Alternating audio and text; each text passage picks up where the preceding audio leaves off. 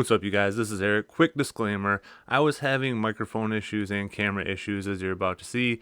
I had to use the microphone and the camera on my computer, and it had this crackling noise going on throughout the video. I tried my best to fix it, but it's definitely pretty bad in the beginning at some places. So if you skip ahead to the actual meat and potatoes, like the Last Ronin conversation, it's a lot better by then. Also, at one point, my neighbor starts mowing his lawn in the intro. So yeah, definitely just a lot of problems, but can still listen to this episode. Still pretty good. If you want to skip it, I understand, but I think you can manage with getting by with the way it is. So yeah, so thanks. Hope you guys enjoy the episode.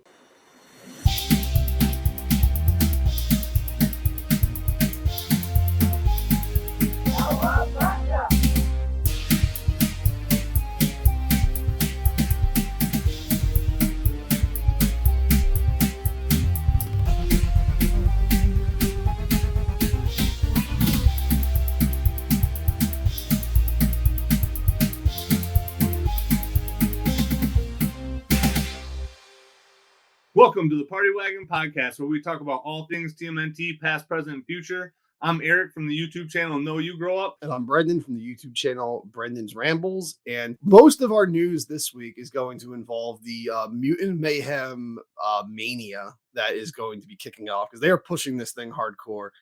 And you were lucky enough to get a hold of one of the most holy grail like figure products in this whole mania. How was the cereal? Yeah, so we opened with this last time because it was such a big deal to me. It's been a long time since turtles have had a cereal, and I'm a big breakfast cereal. Okay, breakfast cereal, what the hell else kind of cereal is there? I'm a big cereal guy.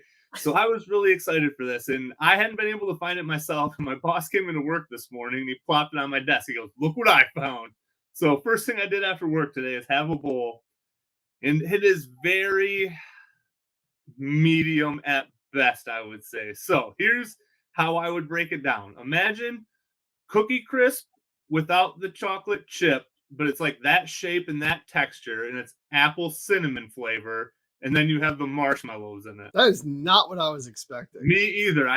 You wouldn't even know it until you actually read it on the box, and then once you actually open it up, you can't see the cinnamon dust on it. But yeah, but it's basically like the texture tastes exactly like Cookie Crisp without the chocolate chips in it. That's exactly what the regular cereal pieces taste like. The marshmallows are pretty good. I'd say they're just as good as any standard marshmallow, but I'm not really a huge cinnamon in my cereal type person. I know everybody loves cinnamon toast crunch, but I don't love cinnamon toast crunch. So for me, it was just okay. Like I didn't hate it. I didn't love it. If it didn't have turtles on it, I'd probably never get it again. So I like cinnamon toast crunch. It's not the best. It's not one I would ever go back to and eat again. I hated Apple Jacks. And so the funny thing is it doesn't really taste like Apple Jacks, I feel like, because Apple Jacks don't really taste like apples. Do you remember those commercials? Yeah. When that was like their campaign for a while, I was like, why do they call them Apple Jacks? They don't taste like apples. They just do. They just do.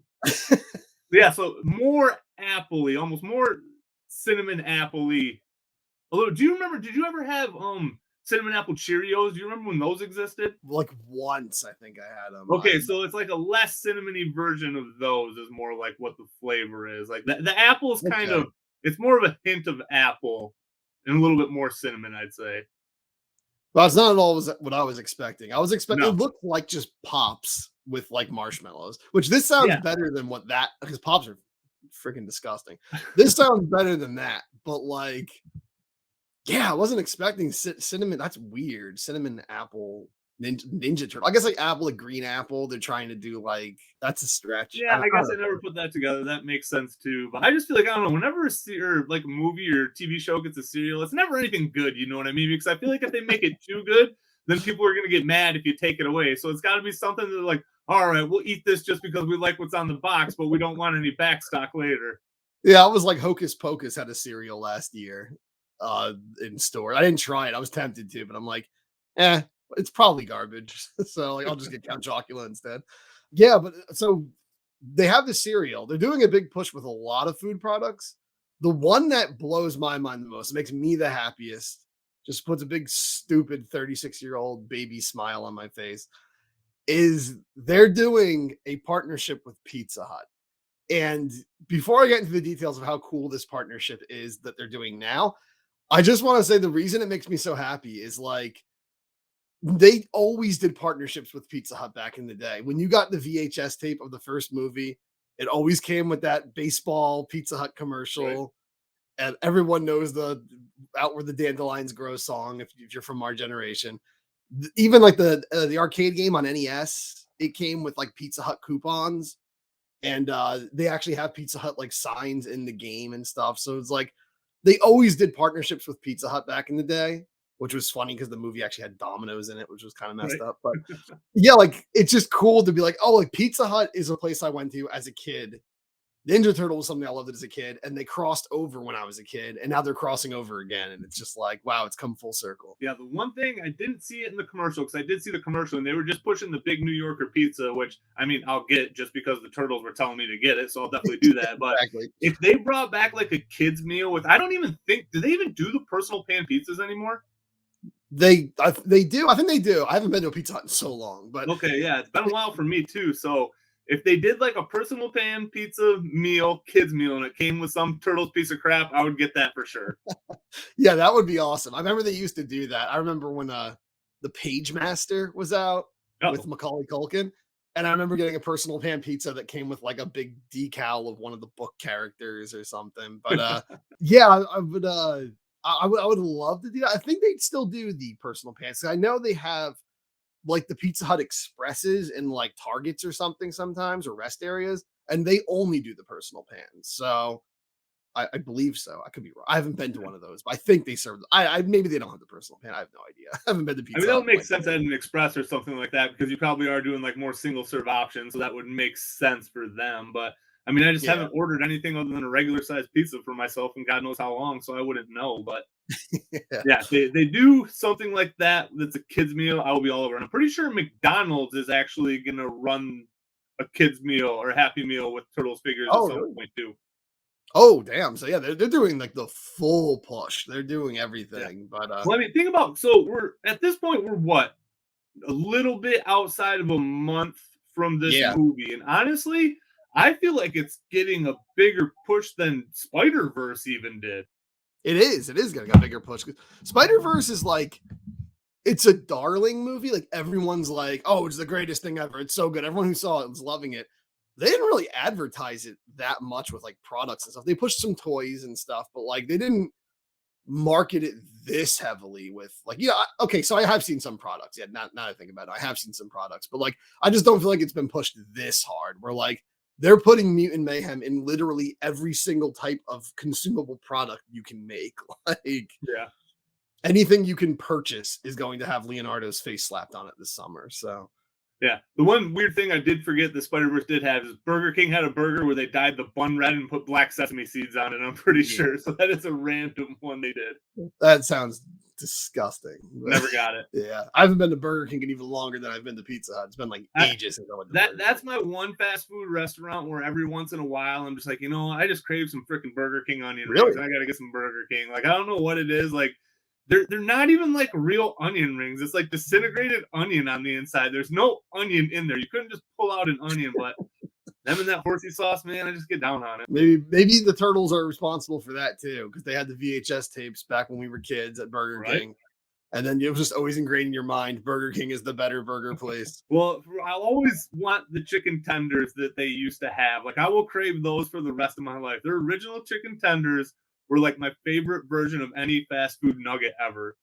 Oh, really? I Yeah. vaguely remember those. We were always more of a McDonald's family growing up. I mean, actually, my dad was more of a McDonald's guy. My mom didn't let us eat fast food most of the time when we were kids. She was like a health nut, so we didn't eat a lot of junk food growing up. I mean, Oh, obviously I did bummer. over time. Look at me now, but yeah, like when we were little, we didn't get to eat a lot of fast food. So when I was in like my late teens, early 20s, I went nuts with the fast food. But yeah, we usually did McDonald's because that was down the road. So Burger King was like the one I had the least of, I think. But I do remember when like Toy Story was new, like in the mid 90s. I remember going there and getting the chicken tenders once, and I do remember liking them. Yeah, they were good. They had a little bit of spice to them. They were different shape than the nuggets. And for me, it was because the only thing we had in my small ass town was a McDonald's. So anytime I got to get anything else, it was like a super big deal because we only had McDonald's. So if we got fast food, it was McDonald's. Oh, okay, yeah. So if we got fast food, it was usually McDonald's too. But the thing is, fast food in and of itself was like a rare treat. Yeah, So we still love McDonald's. But man. I just wish well, I feel like it's a really big bummer that I feel like fast food just isn't pushed to kids the way it was when we were it kids. I don't isn't. know if I should say that's a bummer because it's probably good for them in their lives, but like I don't know, fast food just used to be so magical when you were a kid. Like, and now I just feel like all fast food restaurants are just sterile. Yeah, that's the thing though, is like they all look like banks now. I don't know if they Yeah, redesigned them by you, but they're all just like shoe boxes with different slabs of like texture and yeah, color. But like, yeah, they look like banks. They're not appealing, but okay, like you're like, yeah, you don't want to appeal to kids with characters and play places and stuff. It's like, yeah, but the obesity rate in America is higher than ever. So like, right? You're not winning, yeah, McDonald's is making more money now than they did back when they had all those characters.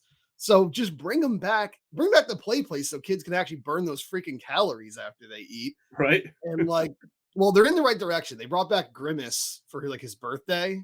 Yeah, I still haven't gotten that shake yet. It's like I tried one because I don't eat. I don't. I like tried not to eat like fast food anymore. But like I have to try the Grimace shake. Right? I tried. It tastes like if you've ever been down south. There's a place called Stuckey's, Yep. and they sell taffy there. They have blueberry taffy. It tastes like Stuckey's blueberry taffy. Is the All way. right, I'm out. Blueberry doesn't really sound appealing to me in a shake, It, but I don't know, maybe it's it'd a be all right. it's a blueberry shake. They're just calling it berry because I think if they call it blueberry, people will be like, "Well, why is it purple?" It's like, It's yeah, but purple, right? yeah, because blueberries kind of actually are purple, but yeah, like just bring them back. Come on, like when's like Hamburglar's birthday or Birdie's birthday or something? Like Right? just keep We can bringing use them a back. celebration every other month. I wouldn't be mad about that. Yeah, it'd be awesome. Make a new item. Like I guess Birdie would get like a what breakfast item. She was the early bird, and Hamburglar would get like a special burger or something. Right? Mayor McCheese can come back. And Captain Crook can come back and they'll release a new fish sandwich that nobody will buy. So, but Oh. yeah, I Yeah, didn't know they were doing the Happy Meals. That's cool. They're doing Happy Meals. yeah. So I can't remember when I saw it. I can't remember what the girl toy is that's paired in with them, but I know they said that was coming and it'll probably be like way closer to the release of the movie. But it's cool that we are like we kind of are into our final countdown. I think we're only gonna by the time this one goes out, I think we're only gonna have one episode between here and the episode where we actually cover the movie, which is really cool. I think so. Yeah, I think it's either like There might one be or three two away more. at this point. So Yeah, I think it's two more episodes and then we'll talk about the movie because I think the movie comes out in between weeks where we do an yeah, episode. it does. Now that I think about it, yeah, we'll have two more recording sessions before then. But it's something that we've been talking about ever since we started the podcast. I think it was literally one of the very first things we did talk about. So it's Yeah, cool. Like we're finally really starting to see the big push for this. We're starting to see Target had their end cap that got put up. Walmart just had their huge center aisle display come out, and it was actually what store was it that got the first push of merchandise. I can't remember. I sent you a picture. It was a really weird. So Kohl's, I think, oh, got the first push. So oh, yeah, this stuff is out everywhere right now, and it is just really cool to see. yeah, it's awesome. I mean,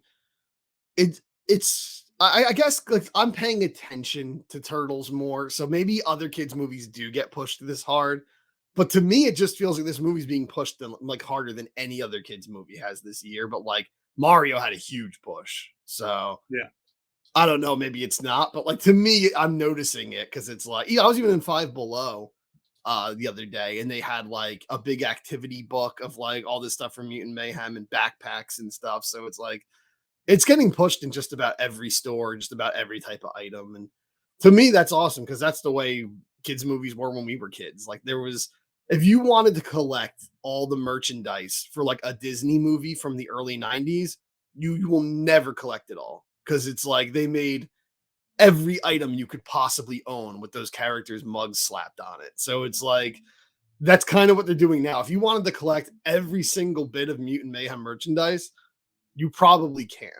There's so much of it. I mean that was the first thing I thought when I saw the display, honestly, because I've already made the conscious decision that I'm not going to buy any of the Mutant Mayhem Playmate stuff. I'm not going to do it because I know I'm going to get it. I'm going to be excited about it for a little bit, and then I'm just going to end up selling it on eBay a few months down the road. So I'm just going to avoid it. Maybe I'll get Raph just to see what one of the figures feels like, but like I'm not doing it. I'm not going in. And you're right, it is just a ton of stuff. Like if you would have gotten one of each of everything that was on the Target end cap. I didn't add it up, but I bet it would be well over a G. Like, I bet it would be worse than the really bad Holothon we just had not too long ago. Probably, because the Targets by me actually have multiple end caps. They have like the action figure one, which has, you know, the regular Playmates figures, the plus size, like talking Playmates figures or whatever. It has like Funko Pops. It has, I think, like some plush. No, then there's a separate end cap that has plush toys. They have the Bebop and Rocksteady plushes. Then they have the real tall turtle plushes. Then they also have like the plush, like chair, the little like kid chair that looks like Leonardo and stuff. And it's like, yeah, I haven't even seen that yet. Oh, okay. And then like near the toy and in the toy end cap, they also have mixed in a bunch of stuff. Like they have the mutating turtles from the old Playmate stuff. They have like the storage shell turtles. They have some NECA 2-packs thrown in there and stuff. So like there's a lot of turtles at Target right now. But then also like, yeah, you go into the kids section, the clothes, they have t-shirts of it, and they have like, you know, backpacks for it and stuff. And like they have posters for it and food products for it. And it's like, there's going to be Happy Meals for it. It's going to be so much stuff. It's like there might be some of this merch that just gets lost to time. That like 10 years down the road, someone will be like, "Hey, do you remember that Lifesavers or something had like a Ninja Turtle package when that movie was new?" And like maybe I'm not saying Lifesavers do, they don't, but it's just like something like that. Like someone might be like, "Did you even know this product existed when this movie came out?" Kind of thing. Because I mean, you look at something like The Lion King, and it's like how many freaking products had Simba's face on them, like when that movie was new, or Timon and Pumbaa or something on it. Like they made every product under the sun for that movie. So it's like that's kind of what I feel like this is like. I think it's exciting for Turtles fans because by nature, most of us are collectors. Like most people who like Ninja Turtles like collecting things, specifically things that are related to Ninja Turtles. But I think a good word of caution to people our age who we all have this problem that we just buy all this dumb stuff is don't buy into it. like only if you really, really feel like you need these. Like if you really like these designs, you really like this movie when it comes out or something, I'd say then go in. But like there's too much to collect. You'll overwhelm yourself. You'll waste a bunch of money. And then most likely in like a month or two, you're going to be like, what do I do with all this crap now? Like you're going to have so much crap in your house. I've debated getting the plush Bebop and Rocksteady. I had to be like, dude, you don't need that. Like you'll probably, your dog will probably just end up chewing them up by the time you're done. You'll just give them to him because you don't care. It's like, it's just hard. I know like it's in our code to like want to collect things with the Ninja Turtles on them. But like, unless you really want to, I think like try to fight it because let kids get it. Kids will love it and enjoy it, hopefully. Because if not, like we're probably just collecting stuff we don't need if we're going crazy trying to get every one of the 5 million products with Mutant Mayhem written on it. Yeah, for stuff that's not action figures, really for me, I'll only grab it if it's vintage stuff. Like I got when I was in Sleepy Hollow this past Halloween, there was like a street fair they did in Tarrytown. And they had like a vintage, like Secret of the Ooze lunchbox that had like a drawing of Super Shredder on the docks and stuff. Like I picked that up because it's like, that's something from my childhood. Even though I didn't own that lunchbox, it's something from my childhood. It's something that reminds me of my childhood. I collect vintage turtle stuff over anything else. So it's like, I understand that. Yeah. Action figures, I'll get newer stuff. But when it comes to like products like that, I'm only going to buy it for like the 87 like era of Turtles, really. Yeah, because the one thing that would get me though, and I was thinking about this when we were talking about like just all the general stuff that got pushed in the 90s. The one thing that they don't do anymore that I really miss is collector's cups. Like McDonald's would always do things with collector's cups, and even places when I probably would have been, it was whenever the second Iron, yeah, exactly, stuff like that. That's stuff that I really miss. Yeah, when Iron Man 2 came out, I lived by a 7-Eleven, and we'd go there like multiple times every day. They'd give us free fountain pop. It was a pretty sweet deal. But they had Iron Man collector's cups then. And I remember me and my roommate got those. I have one of those. Yes, dude. I love those things. That's what we always went back and got our refills in. And that's actually the last time I remember seeing a collector's like cup like that. It's probably because I don't pay attention the way I used to, but I don't remember anything since then. Yeah, I have one, just the one of Iron Man himself from Iron Man 2. They did them for Thor also. I Okay. remember the 7-Eleven did the Thor ones. I think they did it. I want to say they did it for Captain America, Thor, and Iron Man 2. Maybe they did it all the way up to the Avengers. I don't remember. I don't know if they still, maybe they just did Guardians 3 ones. I have no idea. But like, yeah, collector's cups are gone. And I remember, in the 90s, they did like Last Action Hero cups and at like Taco Bell, I think, or something. Right. And it's like anytime they got a property, not only did they get toys, they also got like cups. And in the 90s, in the 80s, they were nicer. They were like, I just showed a Pac-Man one from like 81, I think it's from. And they were like glass, like actual glasses you could use at home, like reuse. But in the 90s, they were more like plastic cups usually, but they were still awesome. I don't even know what the ones at 7-Eleven were. They were kind of like a vinyl almost. They were a little sturdier than regular plastic. Yeah, they were dishwasher safe. I mean, that's the only place I ever put mine. It always turned out fine and never really jacked it up. So they were a solid cup. And yeah, I don't know why, but that was like one of my favorite things was collector's cups. And even like I still have a couple of my Pocahontas ones from McDonald's. You remember those ones? Like I still have them when my parents were cleaning out the cabinets. They saved all that crap for me because they know I was wanting it and they were dead right. So yeah. I mean, yeah, I miss those. There's just I know there's other things they used to do that they just don't. There was just such a big push back then, and I know some people say that was like the problem with properties like Ninja Turtles and stuff. Is like, oh, it was just a big commercial, and it was just about making products, and there was just evil corporations taking advantage of children. It's like, but I loved that. I wanted them to take advantage of me. I wanted to get as many products as I could possibly get. Like, I just loved the Ninja Turtles. I wanted as many things with those characters on them as I could get. I remember being a fan of something. That's what it's like. And I remember it sucked because when I was still a kid, but a little older, I got into things that didn't really get merchandised. It sucked being into something because like I wanted action figures, I wanted cups and stuff, and it's like you're never gonna get it because it's not like the same tier of a product. Like when I got really into like the Mega Man X games. Like you're not gonna find Mega Man merchandise in the 90s in America. Like you're not gonna find that. Yeah. So like there was like certain stuff you just weren't gonna find. It sucked. Like I love being into something and getting 5 million stupid products to go along with it. That's how you know the success of your brand. If you can take a child and make their entire bedroom around one IP, that's how you know it's a kick-ass IP. You know what I mean? Like that's how you know that IP made it. So it is. Mega Man was a good example because I was gonna say like anything manga or anime that it's hard to get a lot of stuff in America outside of Dragon Ball Z, especially for action figures. You're always going to be getting imports and like things like One Punch Man. There's like no action figures out there for it. Yeah. I really, really want some action figures for that. So I'm with you. I think I would rather be over marketed to than under marketed to any day. So at least when they over merchandise, it's like you don't have to get it all. That's where the sickness comes in. And sometimes you think you do, but you don't have to get it all. I'd rather be over merchandised too. So it's like, okay, I have the choice to get that stuff. Exactly. But I don't have to get it. But the sickness is bad. I mean, I will say like that is where their arguments can be a little valid. Is like sometimes if we really start to like a property, we find ourselves in a position where like we can't say, like we were saying, if we see the Turtles logo on something, it's hard to say no to it. I mean, I'm going to be honest. Like I was at Target yesterday or 2 days ago, and I've said on my channel, I love the Little Mermaid.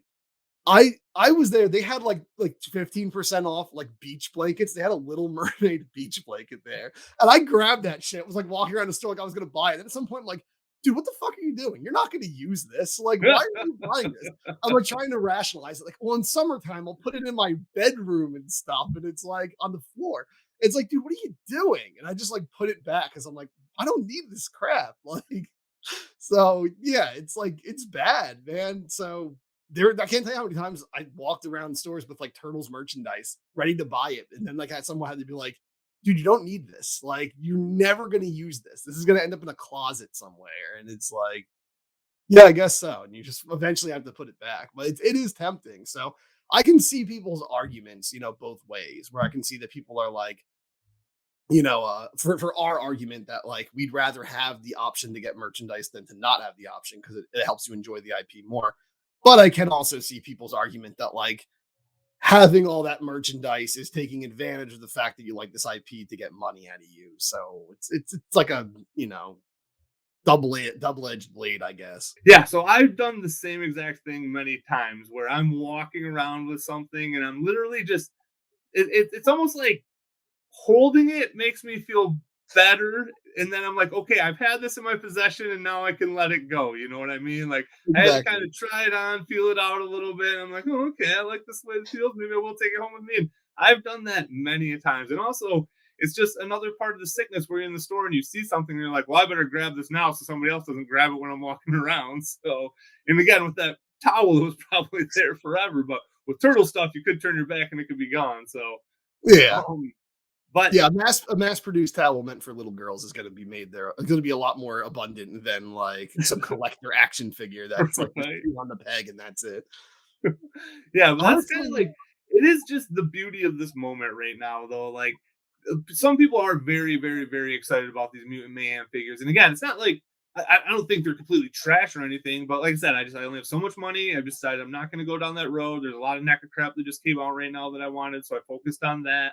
And it's just great that everybody does have these options, and I do think so. I don't know how I want to say this, like as a community, I think we may overhype ourselves to a dangerous level, though, to where people do almost make things seem more exciting than they actually are.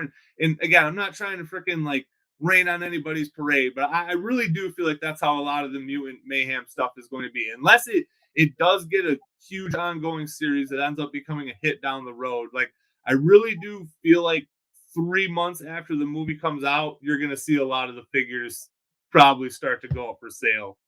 yeah, I think so. You're gonna see them on a lot of clearance racks and stuff like that. I think. I mean, who knows? If the movie's really, really big, Turtles has just always been so synonymous with toy collecting that, like, it might spark, like, a new big line, but, yeah, I think realistically, a bit like you said, about 3 months after, maybe, like, completely, like, after Christmas, like, in the new year, they'll probably, like, really be on, like, just clearance shelves and stuff, but Well, regardless, honestly, yeah, I think it's cool. the way my end caps look, though, I mean, and yes, these are going to be available everywhere, but I feel like this first round of stuff is probably going to go pretty quick, honestly, because I know the Target was the first place in my town to really get anything, but a lot of stuff was already gone by the time I got there. And I'd imagine I got there within 24 hours of it hitting the shelf. Yeah, actually, real quick, I just wanted to add to when we're talking about like where you feel like you had the item for a bit. You put it back. I've actually taken photos of the item sometimes to be like, "There, I got you," and then like put it back. You know? Like, Just like what's the Pokemon Pokedex? Like you got the yeah, picture of it, I caught it. Even if you're releasing, you exactly, still caught it at one point. exactly. That's what it is. But yeah. So I have to say these figures are flying fast though, because this first wave has the four turtles, Bebop, Rocksteady, Superfly, and Leatherhead. I think is the first wave of That figures. sounds right. I've only seen the turtles. The pegs for the other characters are empty. So people are buying because they definitely produce more of the turtles. So people are buying these already. Yeah. Which again is cool. It's good that they're not just warming right off the bat. And especially because I felt like a lot of people were going to be more of my mindset where they're going to focus on more the adult collector stuff. But again, some people are just blasting from both barrels right now. And it's just becoming a lot at this point. Because again, like switching gears kind of to the NECA stuff, NECA just had a modest drop for what they've been Yeah. doing as of late. 'Cause especially if we're just talking about the Toon stuff in general, it was only a few figures, but they dropped the four Lawson Turtles, they dropped the Splinter, and then they dropped the Toon April, the Genghis. Is it Genghis? I can never remember. Napoleon, big Napoleon. Napoleon. They dropped the giant Napoleon, and then they dropped the Bugman and Electro Zapper pack. So those are all I really focused on when I was there. And the Splinter was already gone. I ended up ordering him online, but everything else I did find on the shelf, which was really nice. So I guess they did the Battle Damage Shredder 2 and then the IDW Color Classics version of the Foot Soldier, but I'm passing on both those. So Yeah, they I got the Bugman and Electro Zapper 2-pack. I haven't found April or the Giant Napoleon yet. I got the Invisible Man Donnie and the Phantom of the Opera Casey recently and stuff. nice. Those are awesome. Yeah, so I haven't opened up my Donnie yet. I found him so that I told you the grocery store that we have in these 5 states, Meyer, I found it there. So I'm really excited to see what kind of figures they're gonna end up getting. I'm really excited they got a collector section. Yeah, that's awesome. But yeah, they put out a good deal of stuff. I missed Jaguar from the Archie one. I'm still pissed about that. I want to find him. I think he's been available online, actually. Oh, is he? I might I just think you grab can him. straight up order him on Target.com.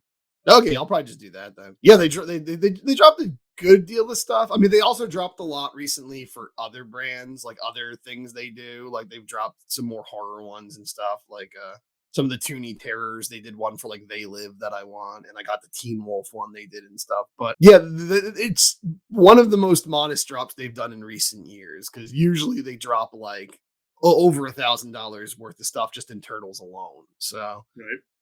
it was pretty. It's manageable, you know. I'll find, and they've been everywhere. I'm still finding Rocksteady and Bebop's gang in the stores. I'm still finding like people from Haulathon. I'm still finding. I don't find Mona Lisa anywhere. She's gone. Yeah. But every now and then I'll find Shakahachi and Lotus. I'll find Rex 1 pretty frequently. I'll find the Goons all the time. Like Rocksteady and Bebop's gang are just everywhere, especially Tall Thug and Short Gangster. Like they're just there's usually 2 or 3 of them at every Target I go to. So like I think honestly, like it just seems like most of what came out in Haulathon was not like a huge hit with audiences. I guess Mona Lisa was like and Dirk Savage because they're gone. Like as soon as Haulathon was over, they were gone. But basically everyone else, I still see the Red Ronin in stores, honestly. Everyone else basically seemed like they were just, not the biggest hit, I guess. Like they're still abundant. Oh, Zog also from the Mirage line. He's gone. Like he's not anywhere. I can't find that guy. So I found mine at Books A Million, actually, which is, again, that bookstore that seems to be regional to my area. So, yeah. Maybe I need to check Barnes and Noble or something. I don't know. But yeah, NECA, I don't think they've announced anything new recently. But they dropped a lot of the stuff they announced. I think now we're actually all caught up. I don't think there's any aside from like the Space Usagi and Donnie one and stuff, and potentially like the 87 style Last Ronin and stuff. Like aside from like the What If ones we've seen, I think we got all the actual 87 stuff that they've shown off at this point. Yeah, plus Electro Zapper, who wasn't shown off until this set came out. So I'm assuming, again, we're coming up to that SDCC time. I always say it wrong. SDCC. Yeah, I always feel like I say 3C sometimes. Yeah, San Diego Comic-Con time.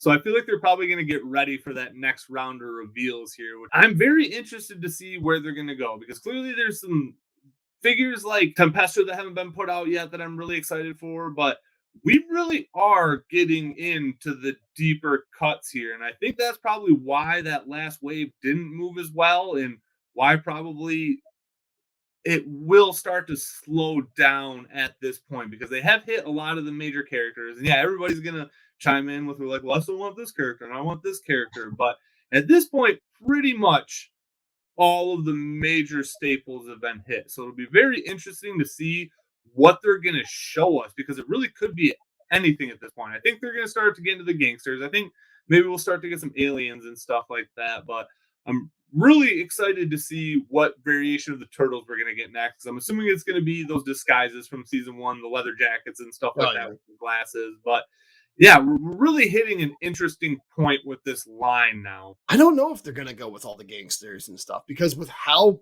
poorly Short Gangster and Tall Thug sold, Dopey and Dumbo, that might be like an eye opener to them that like, oh, the ones connected to Bebop and Rocksteady from season 1 aren't even selling. So like, why are we gonna release the guy who tickles people with a feather and stuff? Like it just seems like they might be like, oh, that might not be worth it because if you do regular thugs, they won't sell as well. Because that is the problem. You're getting into this point where even if people remember the characters, they don't care about these characters. We didn't have figures of them as kids. They weren't in merchandise and stuff. Like they weren't when we all would play together as kids. Like, oh, we're going to play Ninja Turtles. You're like, oh, I'm going to be Michelangelo. I'm going to be Mondo Gecko. Nobody was like, I'm going to be Don Tatelli. Like no one said that. Like, so we're getting to these points where we're getting these characters that like I think most people just don't remember, don't even know the difference between, or like just don't care about.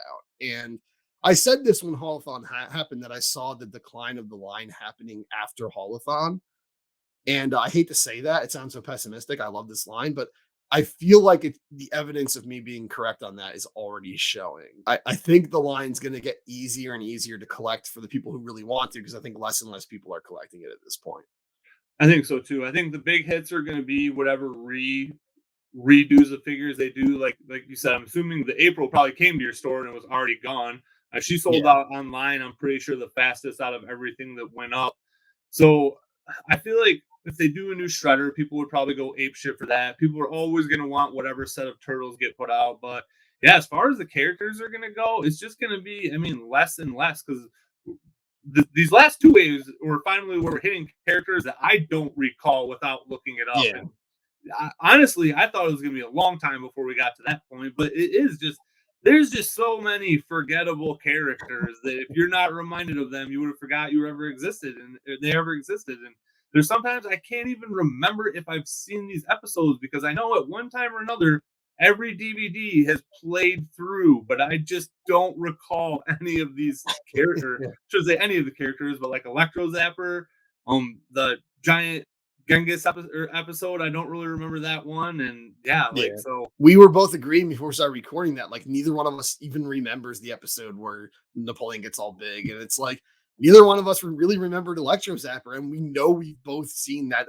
episode multiple times. I've watched through the first 4 seasons more than any other seasons of the show. Mm-hmm. Both the Bugman episodes are in the 4th season, so I remember Bugman existing. But I like Electro Zapper. I went back and checked it out. He is such a major part of that episode. And for some reason, like I just don't remember him. I don't remember much happening after he transforms. That's like the last thing I remember. I cannot recall anything after that. You know what's cool? I had to look up before I even went back and checked the episode. I had to look up like what is this neon green chain he comes with? I don't remember this. And it's like Mike finds him in it at the beginning of the episode, but it's basically like kryptonite. It's like his weakness. And it's called Leastonite, like Stan Lee. That's pretty cool.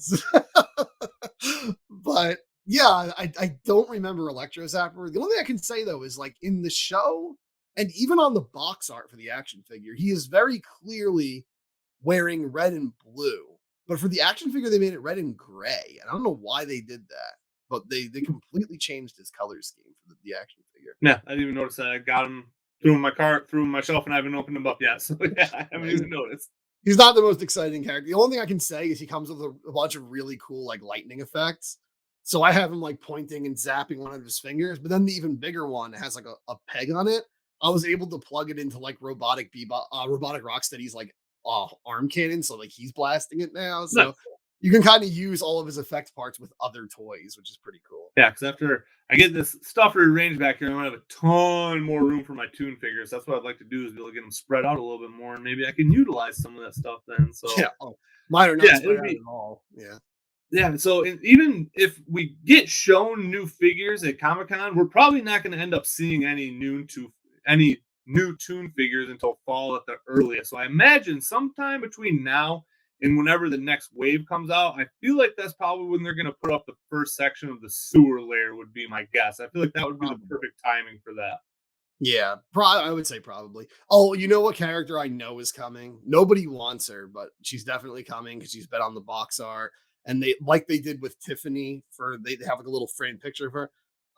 April's aunt is gonna get a figure. Yeah, you knew she was coming eventually. Yeah, like what a boring character to get a figure. But well, also with Donnie's portal generator, it's got the Og. Yep, and Easter Bunny. We're getting some bad characters soon. Yeah, so again, because we're getting down to the nitty gritty here, there's not really a lot left to work with. So the packaging figure that I'm still the most interested in is the Savage Dragon they made. I'm still very, very intrigued by that one and what's going on there. Yeah. As for like Og and like the Easter, I don't give a shit about the Easter Bunny. Og at least is like funny to have. Like I would like to have him just for the irony of having an Og figure. But like the Easter Bunny and like I know we're getting April's. We got like the Maltese hamster with the new April and stuff. Also, it's like they're really like setting her up. Yeah. But yeah, if we're getting to those kinds of characters, like they're not going to be able to hold me that much longer. Probably, I think honestly, they probably are going to have to bust out with Lord Dreg soon because people at least remember him as like a big deal, and he's like intimidating looking, and he looks like an action figure as opposed to like 60-year-old woman in a pink suit. So I think like, yeah, they're going to have to go. They can't just, sell a bunch of Murder She Wrote characters as Ninja Turtle toys for a long time. They're going to have to move on to like more of like the aliens and monsters and stuff to really keep people invested. And I don't know if, I don't think the Red Sky season monsters and aliens are able to keep the line afloat. So maybe I'm being really pessimistic, but I do see an end coming soon, honestly. I mean, all things have to end eventually, you know what I mean? This line isn't just going to go forever and ever. It does have a finite amount of stuff they can draw from. And honestly, that's where I am just drawing the line. I'll get whatever random crap they want to put out, 1 through 7, I'll get that. But I'm just going to draw the line at the Red Sky because, again, even Dreg was probably in way more episodes than any character they have left to do. Carter was probably in way more episodes than any character they have left to do. But I just don't care about them. And I understand that I probably don't care about April's aunt either or Electro Zapper, but it's still just, I don't know. For me, I guess I'm just making up my own rules, but that's just kind of where I'm going to cut off. But I do feel like the shark moment hasn't happened yet. It's coming. Like the shark is eventually going to get jumped. Like they've done a really good job of pacing this line out and stretching it out. But I mean, maybe I'm wrong. Maybe they are just going to like start from the beginning and give us new sculpted Turtles, new sculpted Shredder. They've already shown new sculpted Bebop and Rocksteady, new sculpted. They're probably going to do a Casey since they just put that out. But I don't know. I can't imagine NECA is just going to like give up on this line willingly, because I would have to imagine it is their best selling line. I can't imagine anything else being bigger than the NECA Tune line for them. Yeah, I do think honestly what they're going to dip their feet in the most is probably these What If figures, because I think there was a lot of hype for that Last Ronin figure shown off. People went nuts for that, and people were already very interested in the Usagi one. So I think if they see enough people really want that, they might be like, you know what, rather than making Carter, how about we just start making like Tatsu in the 87 version or something, or Kino in the 87 version, or, Armagon in the 87 version or whatever. Like they might start doing that kind of stuff more. Yeah. We'll see. I really don't know, honestly. And I guess the last piece of action figure news would be the Comic-Con exclusive stuff got put out and it got dropped into 3 different days. And the first day did not go well. That stuff sold out in like 3 minutes. That was actually the first time I ever didn't get something when it went up on NECA.com. And I was honestly shocked because I typically don't ever have trouble. So I ended up getting the Turtles 3-pack and the Kino on Thursday. And I guess on Friday, everything was up for a couple of hours, which is nice. But yeah, it's cool that they're still offering the Comic-Con stuff to the regular public, because I really thought it was going to get to a point eventually where they were going to stop doing that. So it's cool that you still do have a chance to get that stuff without actually going to Comic-Con. I really wanted the Kino one, but some people are saying they think that the 2-pack of him and the scooter are still going to be released at retail. It's just all the little bonus stuff that comes with the pizza box and stuff won't come. If that's the case, I'm fine. I just really want that damn scooter. So yeah, I want Pizza Boy Kino with the scooter. If I can still get that without all the bells and whistles, that's fine. Like that's all I want. I don't know what I want to do, because I would like to keep this one in package if possible and see what happens down the road. But you're right. I want to display him with the scooter as well. So if they put out a Kino that doesn't have a scooter, I'll probably open that one up. But I think I'm going to hang on to it in package for the time being to see what happens. But it just is like, we don't get a lot of accessories like that from NECA. So the chance I actually have to get one, and it's ridiculous too. It's just a little white moped, you know what I mean? Like, it's such a cool accessory. Yeah, like Super 7 will do those sometimes. Like Thundercats, they had, what's her name? The Huntress girl. She came with like her big crazy bike thing and stuff. Yeah, NECA doesn't really do vehicles a lot, honestly. But speaking of Super 7 and vehicles, while NECA's announcing all this cool stuff and putting all this stuff up for sale and putting all this stuff in Targets, Super 7 announced, hey, look, we're retooling the Turtle Van for like the 5th freaking time. And you brought it to my attention. I didn't even know. they delayed Wave 6 again, or what was Wave 6? Wave 7. Wave 7 of TMNT again. So like you said to me in the comments, I'm never getting my damn Gorilla. No, it's crazy how far that one got pushed back again. We saw they were showing prototypes in March of 2022, and now they're supposed to hit March of 2024. And that is insane to me. 2 years, because I'm assuming they were probably put up for pre-order probably 3 months before that. So we're talking like 2.25 years before it's all said and done with this wave. And maybe it'll get pushed back again. Who knows?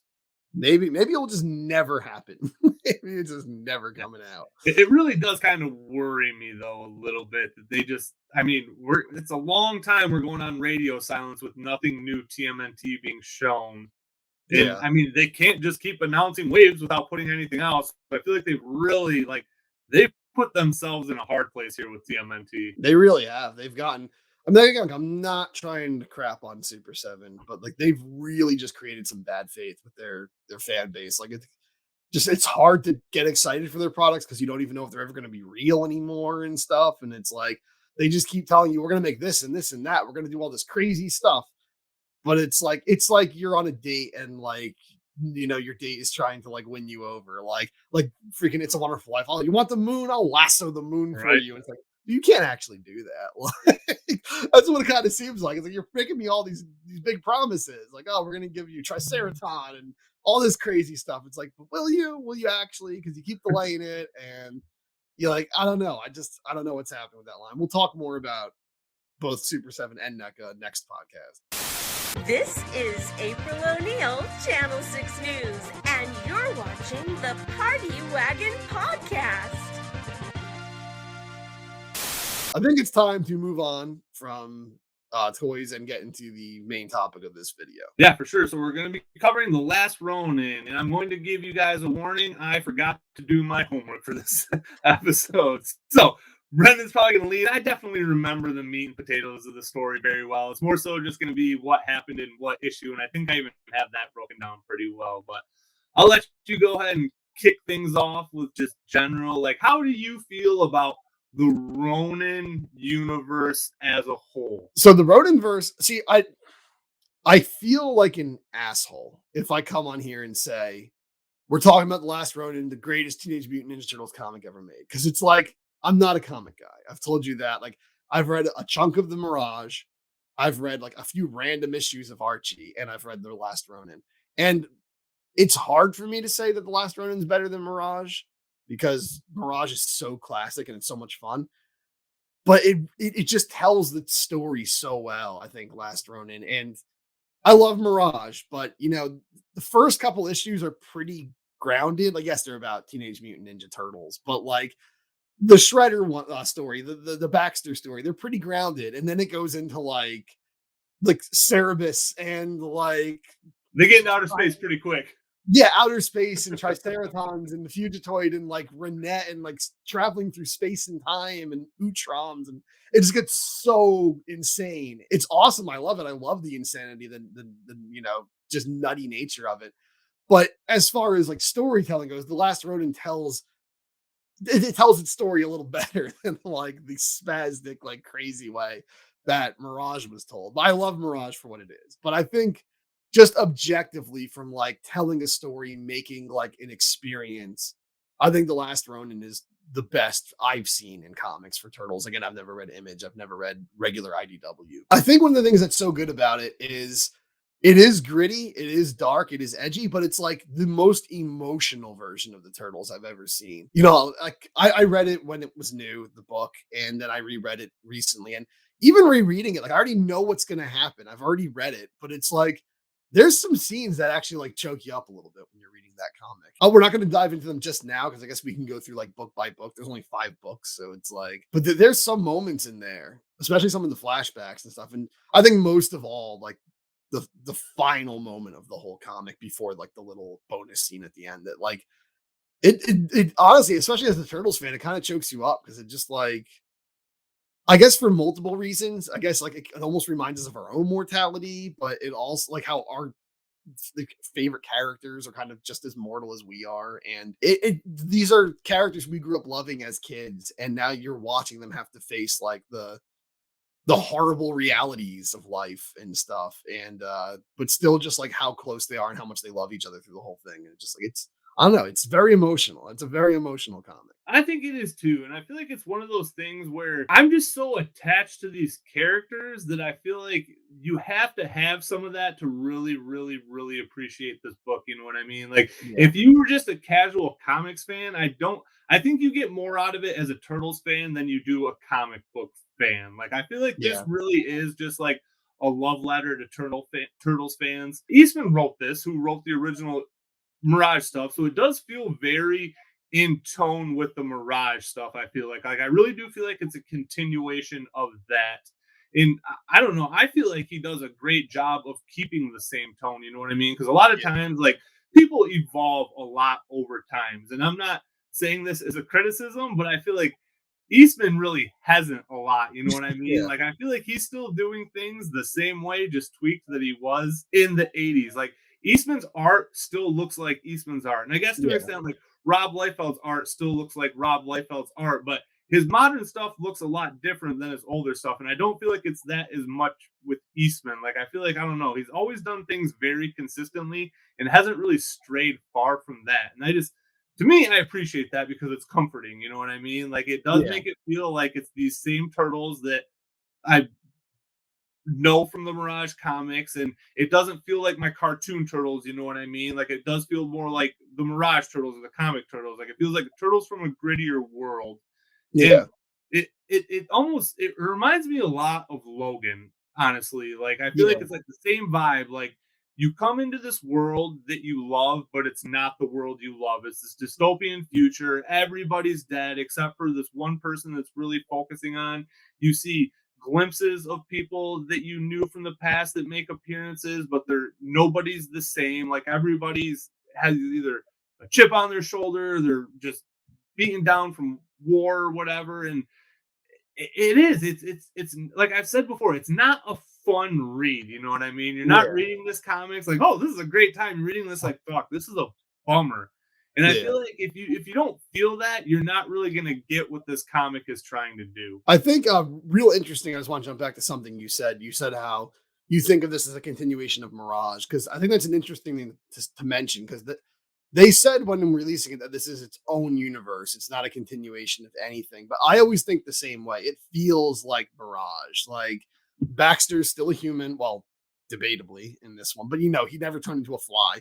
Fugitoid is a friend of the turtles. They remember who he is and everything. Like, it seems like it doesn't have like mentions of anything from anything else, like Bebop and Rocksteady or something. It's clearly not IDW or anything. Like, it really seems like it's just Mirage. It seems like it easily could have taken place in that world. It really feels like, to the point where when you have the Kevin Eastman art sections, I just feel like I'm reading a Mirage comic again. Like, it feels like I'm just going back, like, oh, this is some lost one from the 80s I never saw or something. That's like what it feels like. So I really think more than anything, it feels like the tone of the 87, not the 87, I'm sorry, the Mirage comics. But I will say, in the end, when they're spoilers, after the Ronin dies, after Michelangelo dies, and he has like his, the spiritual moment with, like, his family and Casey Jones and stuff, they're a lot more, I don't want to say like the 87 Turtles, but they're very jokey and immature, more so than the Mirage ones usually were. They're like accusing each other of farting and stuff like that. And Casey Jones is like, well, Wrath, like, he who smelt it dealt it, and all this stuff. And it's like, it's a little goofy. So it's like, I kind of like that. Even if like, say you're not familiar with Mirage, but you still love the franchise, it can still be your Turtles in your head if you want it to be. Like, it's kind of just, I think, more so than anything like the Mirage Turtles, but I think it's also designed in a good way where it can be anyone's Turtles, really. Like, if you watch the 2003 cartoon, this could be your Turtles or something. So I think it's good in that like any Turtle fan from any generation can enjoy this story. As long as you've loved Ninja Turtles at some point, I think this story is going to appeal to you.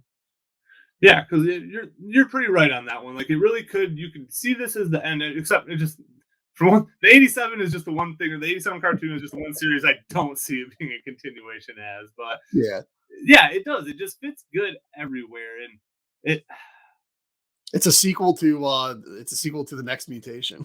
right? But for me, I'm actually surprised that I like these books as much as I do because I typically hate the ending of anything. Like I hate watching the last season of a TV show and the last episode especially. I hate it.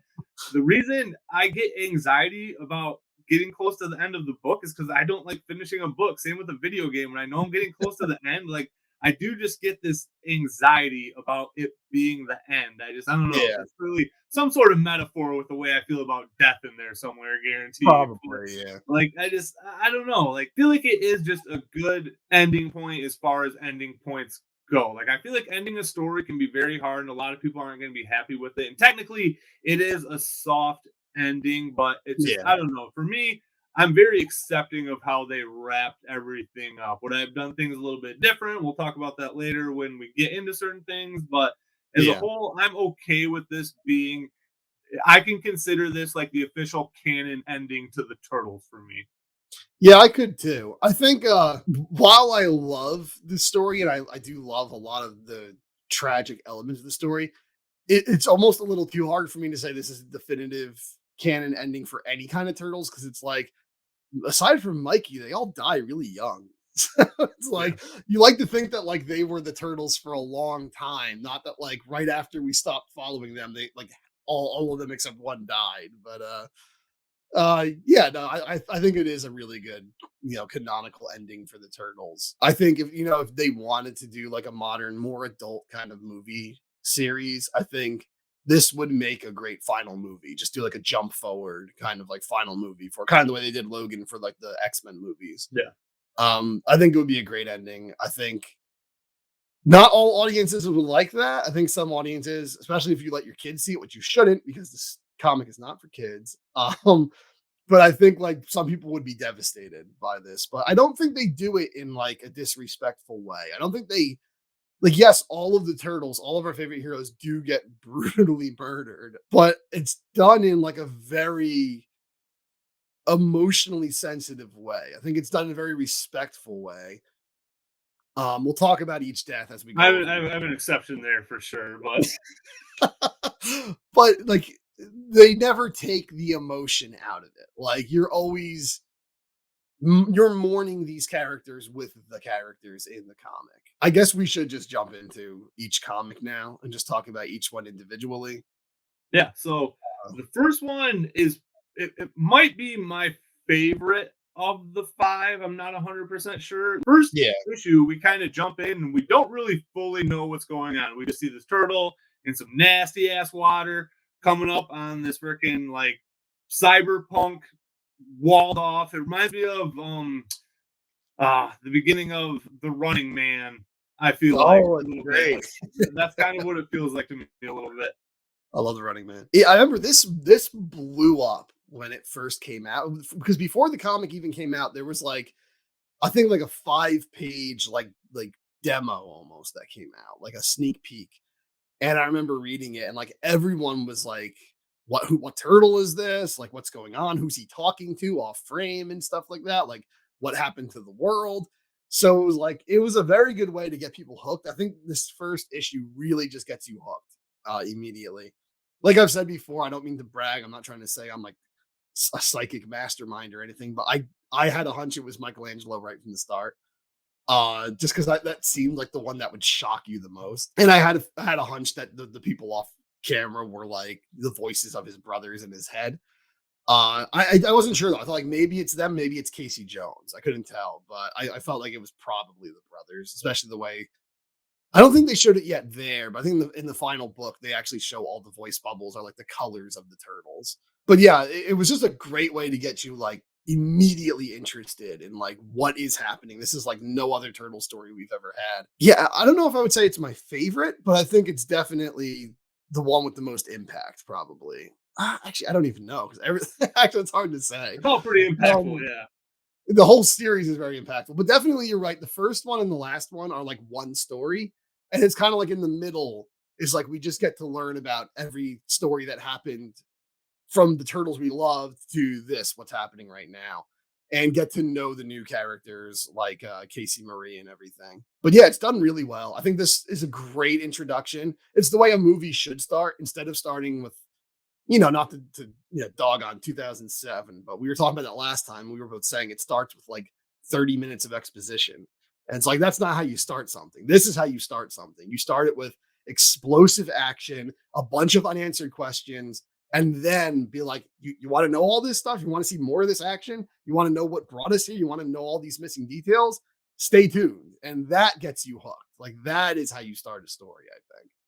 Yeah, so I'm a big fan of, clearly based off my age, 90s comics. And I would say that is the era where style was more important than story. But I feel like in comics, your style and your images are what should tell the story. You know what I mean? Like, if you want really, really, really, really like good dialogue, good storytelling, like that's what actual novels are for. You know what I mean? Like, this is an exciting comic. And I feel like, especially for the time too, like they're just, I don't know, it just really stood out compared to everything else that was coming out. Like, is Eastman the greatest dialogue writer in the world? No, but can he make a fun, kick-ass comic that's like a 90s action movie? Yes, and that's exactly what I got out of this. And that's what I like about my comics. Like, I want them to read fast like manga, and I feel like that's how this first issue goes. Like, basically, you start off and you're like, okay, this guy's going to do some shit, and then he starts doing some shit, and it just boom, boom, boom, boom, boom from one thing to another in that first issue. And that's what I really like about it is once it got going, it was just like a nonstop adrenaline fueled like rampage, basically. Yeah, and that's really what the first and fifth comics are like. I will say the only part in the series, not to jump ahead, but like to contrast with how this starts off, there's a part in book 4 where they go to, they're preparing to go and attack Liberty Island where Baxter Stockman is with the Fugitoid. There's just some scenes where there's just 500 word bubbles in a frame. And that's where like you start to lose me a little bit in comics, not because like I'm too dumb to read words, but like it's a visual medium. Like like I want to, yes, I want to read. It's a comic, but I also want to be told the story through the visuals. And that's the only time in The Last Ronin where I feel like it kind of slows down and the visuals don't speak for themselves. It's just people standing around in word bubbles. But aside from that, this whole comic is really good at having minimal dialogue. There is dialogue, but minimal dialogue, and you know exactly what is going on. You feel exactly what the characters are feeling. And this first issue is really good at that. You have Mike's narration, and he's talking about like how the city got to this state and how the world got like destroyed by like global warming and all this stuff. Like he has that narration, and you have like the spirits of the turtles talking to him there, and whatever, the phantom turtles in his head. Most of the story is just the action. He's infiltrating the Oroku building with like Oroku Hinoto, Shredder's grandson, Karai's son.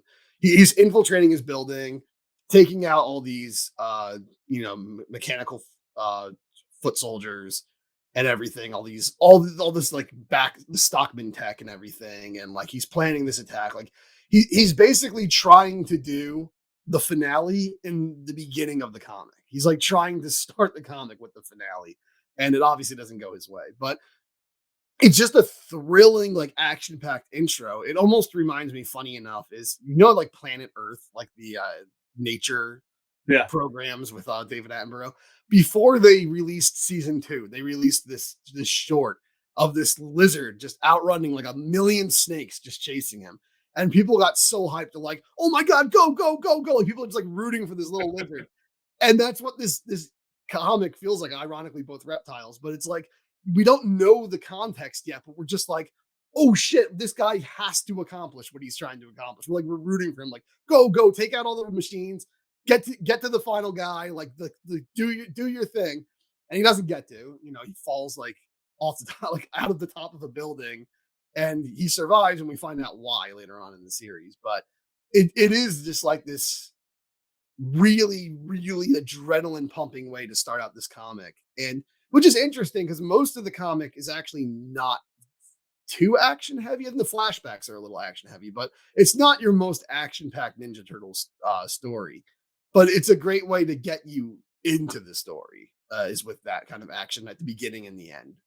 Yeah, and that's what I really like about that first issue is it is pretty much all action. Like you're getting your dialogue and stuff like that, but you're still very confused about what's going on. It hasn't really started to cram in any exposition or anything like that. And like you said, you're just rooting for him this whole time because clearly like he's out for blood, you know what I mean? Like he's not this is the hardcore version of Turtles where they're killing people. And even when he realizes that the Sinjas are part human, that still doesn't stop him, you know what I mean? Like he is on a rampage. And yeah, so Roko Hiroto is actually who he's going after. And it's interesting that we've been shown this new character, which because I don't think he's ever been anything else. I'm pretty sure this is what he was created for. Yeah. So and it's Karai's son, not grandson, right? This is Karai's son. It's Karai's son, yeah. Yeah, so this would be Shredder's. Well, again, I don't know if Karai is Shredder's granddaughter or daughter in this one either. So he calls Shredder grandpa throughout he calls him his grandfather throughout yeah. comics. And that's basically what he kind of is. It kind of reminds me of like a Kylo Ren Vader type situation where he doesn't even really know the person that he's idolizing, but he's kind of doing like a crappier job of being that person. I feel like, you know what I mean? Like he is just more like hasn't really earned his keep as much. Like he kind of got like thrown into his position instead of like earning his power. The funny thing is though, the difference between him and a character like Kylo Ren is one, good writing, but no, the other difference is he doesn't so much respect Shredder. He kind of thinks is like Shredder was a screw up and I'm the real deal. Like he's like talking later on, I think in issue 3 or 4. I think it's 4. He's on like the rooftop and he's talking to himself. He's like talking about his grandpa. And he's like, "Where are you now, grandpa? You're dead. I'm alive," and all this stuff. And it's like, so he kind of thinks like, okay, you're just a failure. You were like some idea in the past. I made your idea a reality kind of thing. Like he thinks he's like better than the Shredder and everything. And almost like when he calls, he's like Orokusaki. And then he says the Shredder afterward. Almost like he's mocking him like, "Oh, you were the Shredder." Like he's like, but he has his own Shredder armor too. But like, yeah, he is such an arrogant prick, Hiroto. He thinks he even says he's a god when he's fighting Mike at the end, and like he basically just was handed the Foot Clan out of circumstance. It's like, well, your mom's in a coma, your grandpa's dead. This little brat is the only one left. So here you go. Here's the keys to the Foot Clan. And it's like that power just went to his head. And he literally runs the whole city. And like they're all at the mercy of this like basically whiny brat. Yep. But at the same time, he still has like a level of like dignity and stuff. Like he still comes off as like intimidating. He's not just like a whiny little like, I want it this way. Like he's actually a scary, calculated villain. He's just also like a selfish hothead at the same time. So he's a dangerous combination of both, honestly. He's like the real deal deadly ninja, but he also has no honor. In Kick-Ass, who's the dude that's McLovin? Who does he play? Honestly, I saw Kick-Ass so long ago. Okay, that's kind of what reminds me of his character when he turns evil, though. Just the spoiled rich kid, and his dad dies, and then he kind of takes everything over. That's who he reminds me of right there. Kylo Ren, that's who he reminds me of. But yeah, so Mike fails in this first one. He actually almost does it in this first comic. But you definitely think it's going to end up in a showdown. Like I didn't see it really going that way. I thought he was going to at least get to where he was trying to get to before whatever, because you knew he wasn't going to accomplish his goal in the first issue. Yeah, of course. But yeah, he gets further than I would have expected. But at the same time, it's like, yeah, you'd think there would be an actual showdown, but he gets far. And he just ends up losing. And it's kind of like he just kind of slumps back into the sewers, which I think is actually kind of a nice way to like keep us on the edge of our seats. Like it's ramping up and ramping up and ramping up. And then it's like, ugh, I failed. And you just kind of slump off into the sewers. We're like, well, what now? Like we need to know what happens next. And, then April finds him and like he wakes up in like April. Technically, he wakes up in his home, but it's like where April lives now because it's the old turtle den, not the YouTube channel. But it's the old sewer lair, and April and her daughter, who we'll talk about in the next issue when we talk about it, are living there now and occupying it, and she's still alive. And Mike didn't know she was still alive, and Mike wakes up in her lair somehow. healed more than he should be from what happened to him, and bickering with the phantoms of his brothers. And then April's like, "Who are you talking to, Mike?" And that's how they end it. And they reveal who the Ronin is, and that's it. They that's where they ended the first issue, and it's like the most hype ending for a comic book I can think of. Well, so he's also, before this ends, he's actually trying to kill himself at this point. Like, Oh, that's true. Yeah. yeah, he feels like he failed this mission, and like this was it. Like this was basically a suicide mission for him. Like he was gonna go in there. This was gonna be his last stand. He was either gonna get his vengeance or he was gonna die. And he didn't actually die. Like he fell from like a 20-story building and he ends up living, which he didn't expect. So he still wants to basically just be like, okay, I'm gonna go out with honor, I'm gonna go out with dignity, and then he passes out. And then I think that's when, he starts to figure out all the stuff with April. But that kind of moves us into the second book, which for me, like I said, I think the first one's my favorite, but the second one, I feel like kind of hit me the hardest, because this is where like you really start to get into like the tragedy of the story. Yeah. I will say that just what you were saying there, how he wants to die, which actually comes up multiple times throughout the series, that like he just kind of wants to die at different points in his life. But he can't is again a very good parallel to Logan, of just like a character who just like, they're just like, life has been such an asshole to me, just let me die, and like it won't let them die. But then like also like it seems like it won't let them die because they have more to do with their lives that they don't realize. Yeah, the second comic is where it starts getting really brutal, and that's where it's like, okay, you're gonna see why Michelangelo turned into this dude. It must have been extra hard for you because this is your favorite turtle. This is your childhood hero. This is Raphael's end. Yeah, so I didn't expect Raph to be the first death, and that's definitely what I was very bummed about, because I mean, like, it's just weird seeing a turtle die, you know what I mean? Like, it just really, really, really bummed me out. Yeah, so the Foot Clan is they're supposed to be on a truce with the Foot Clan. Yep. That, like, we won't bother you, you won't bother us, kind of thing. And they're coexisting. And then it gets broken, and Splinter gets like almost killed. Casey and April are throwing Thanksgiving for the turtles, and like, they cooked all this food and everything.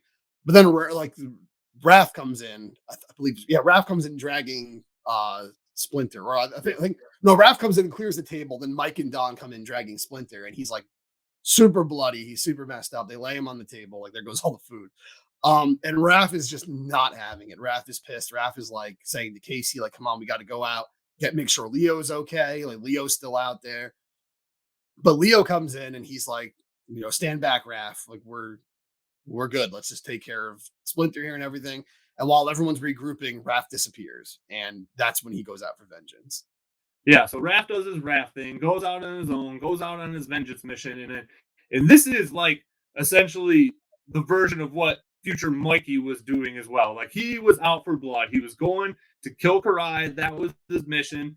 And he just freaking goes through this army of foot soldiers on his way to get there. And he's getting like shot by arrows again. Like he's almost in like this superhuman adrenaline rush state. And I mean, again, we're seeing the turtles at their most hyper violent for sure, which I don't love how it ends, but I love what's going on here. Like I don't know. It's the most like action and excitement that I feel like that's really been in a Turtles book to me.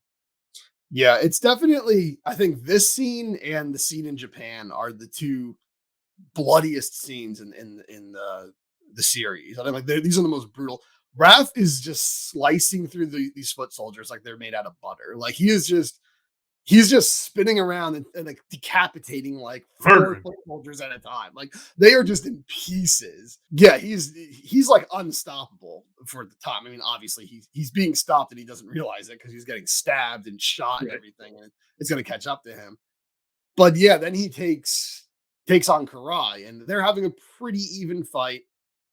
Which again, I get Karai is a really badass ninja, but like Raph's like it's super muscly mutant turtle. It always feels weird when a human can hold their own that well against the turtle. And see, that's why I like Karai though, because she can bang with these turtles. You know what I mean? Like she's just that fucking good at karate. And again, Raph is my favorite turtle. Do I wish he would have killed her? Yes, but like this is one of the reasons why I think Karai is a badass.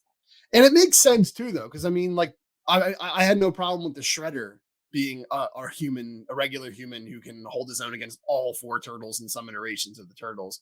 So it's like, if he's the guy who trained Karai and she's been training ever since then, it's like, yeah, she would be pretty good at handling the turtles actually. But yeah, they just have a brutal ass battle together. They are like just stabbing the shit out of each other. Like they are just getting all kinds of fucked up. They end up falling into the harbor. That's where ultimately Raph dies. And the image is like just, it's heavy because you don't really like you see it. You see him getting stabbed a lot, but when he's finally officially dead, all you see is his hand like sinking into the water, and then you just see his thigh falling through the water and just getting redder and redder and darker and deeper. And it's like, ooh man, what a chilling way to kill off like one of our childhood heroes. Like it is genuinely like upsetting when you read that part. Again, if you're not a huge Turtles fan, I can understand how this would just be like any other comic for you. But for me, watching my favorite turtle actually die,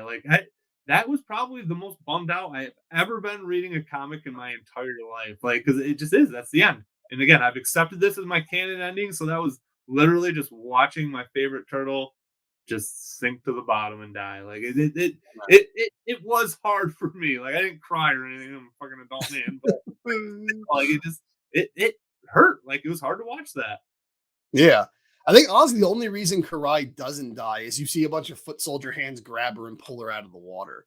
Whereas like it's like her people were there for her, but unfortunately Raph put himself in a situation where his people weren't there for him. So that's why he died. And it's like, yeah. Which again, it's kind of fitting because that's what he gets for always running off by himself. Yeah. You know what I mean? Like it is a very, very poetic way for him to go for sure. I think, yeah, despite the fact that a lot of people would argue Raph might be the toughest turtle, and even in 2006, they show him beat Leo in a fight, or 2007. I think it's fitting that Raph would die first because he is the like act first and think later kind of guy. Like he is the one who's just a hothead. He just runs into bad situations and doesn't think about it. So I think it makes sense that he would die first, and the one who dies last dies last. Because the other caveat here is Raph dies earlier than the other turtles. The other turtles don't die for a little bit later either. Yeah, which is kind of sad when you think about it, that when all the stuff that's happening in issue 3 and 4 is going on, like they're living with having lost Raph. But yeah, there's more after the Raph scene. Honestly, the Raph scene, it goes by so fast that like most of the issue is actually the other stuff after that, with like, you know, Mike meeting Casey Marie Jones and everything. We'll talk more about her, I guess, in the next issue, because we're going to talk about more about Casey Jones in the next issue. But when they were, you know, at Thanksgiving getting ready for the turtles to come, April and Casey were talking about how they're going to get married. Like they're going to tell the turtles the news that they're getting married that day. Yeah, so they had a kid together. They had Casey Marie Jones is her name, and she's living with April in the sewers, and she's like heard about the turtles all her life. She's, you know, been in their den for most of her life. She's been surrounded by the photos of them and the teachings of Splinter and all this stuff, and she's been like training in martial arts her whole life. So this is like meeting a legend for her. This is like a little kid meeting Santa Claus or something. It's like you're meeting like this guy you thought was dead. Like you thought you would never see these turtles, and then one shows up. Yeah, I think like Mike's a little, he's not mean, he's not a jerk or anything. He's just a little cold at first. He's not used to like really being around people and stuff. And he's still kind of getting over the shock of the fact that April is alive and all this. So yeah, like it seems like maybe neither one of them is too fond of each other, but you can kind of tell that like she really respects him, Casey Marie and stuff. And he's a little oblivious to that for a while, but yeah, it's kind of a cool dynamic. I kind of like the dynamic between them, honestly. And Casey Marie Jones, she has like her own little team of rebels. One of them was named Scrape. He looks like Barrett from Final Fantasy IX. And but yeah, it's a little like resistance team, a little cliche, you know, like the punk resistance team fighting the power, but it's cool. And yeah, again, we'll talk more about them in the next issue, because although there is a lot of like the characters just talking in this issue, really the focus of this issue is the Raph story. I think other than that, everything else is like, it's mandatory, but it's not the draw for the issue. Even the cover was Raph. So yeah, so definitely for issues 2 through 4, that's kind of how I like view them. I feel like it's more the more important stuff is what happened in the past and not as much as what's going on in the future, which is kind of I feel like, without getting too far off topic, the overall issue with this just being like a 5-part miniseries, I feel like they didn't really they couldn't really go through all the past stuff and develop the future stuff as much as they should have. So I feel like the future stuff didn't really, I don't know. I feel like they just didn't really focus on the future stuff enough to really make me care about it as much as I did the past stuff. I feel like, you know what I mean? yeah, I understand. I mean, I just reread this miniseries just this past week. Even after refreshing my mind and reading it again, it's like I don't remember what scenes in the future happened in what comics, but I remember what flash. I completely remember what flashbacks happened in what comics. Because like the future one, it's kind of just the same scene more or less, just drawn out over the course of like 4 issues of just like Mikey in the lair with April and Casey Marie, getting to know them. But I think they do the most with Mike and Casey Marie, but again, like her team, I don't know who the hell those people are. I don't really care if Barrett dies. I don't like, I don't know like a lot about the future. I don't know as much about the future. There's even a bombshell they drop about Casey Marie at some point in the comic, which we'll get to in the next issue, that really doesn't ever go anywhere. That I'm assuming will go somewhere in the Lost Years, but we'll talk about the Lost Years at the end. Yeah, and that's where I feel like I'm glad they did continue this universe, because I feel like that maybe they were just kind of laying some groundwork. But again, they didn't know it was going to be as successful as it was going to be either. So, but getting into the 3rd issue here. So this is definitely my least favorite of the issue. So Me too. Yeah. I did, in my opinion, Leo and Casey did dirty in their deaths. Like I don't know, man. I'm really bummed about the way they die. They went out honorably, they went out respectfully, but at the same time, they didn't get to like battle. They didn't have like, like an epic war scene to die in or anything. They were getting ready to, and then they got blowed up. Yeah. Like, it's just, I don't know, man. To me, it just feels like the writers were running low on time and they're like, all right, we just got to get them out of here quick. Like, I don't know. Like, I feel like all the other turtles got some sort of like honorable showdown and they got to go down swinging. And this one, I mean, I don't know. I was just very let down by this one for sure. It starts off like it's going to be an epic comic. Yeah. Like, oh shit, there's going to be another like crazy battle, like a big war. Because, we got Raph is like one guy taking on an army, 1-man army versus a real army. This could have been like an actual war in New York kind of story, tragic story. And then, the next one is its own thing, a different type of war.